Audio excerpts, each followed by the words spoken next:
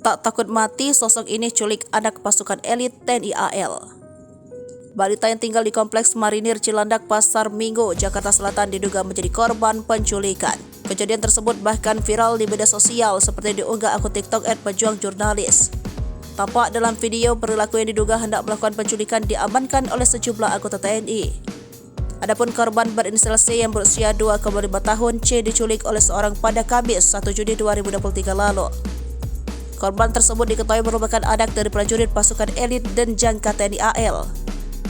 Menurut Kapolsek Pasar Minggu, Kompol Rusid Malaka, peristiwa itu terjadi pada Kamis sekitar pukul 7:15 waktu Indonesia bagian Barat. Dugaan percobaan penculikan pertama kali diketahui oleh tetangga korban.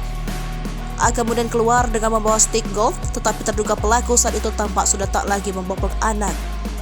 Lantas W dan A menghampiri serta menginterogasi pelaku. Dalam keadaan itu pelaku mengaku berasal dari Tangerang. Pada akhirnya pelaku diserahkan ke Polsek Pasar Minggu dan sudah dalam kondisi terluka di bagian wajah dan punggung. Rusid menambahkan identitas pelaku sampai saat ini belum diketahui. Menurut Rusid, pelaku berdasarkan dugaan sementara mengalami gangguan kejiwaan.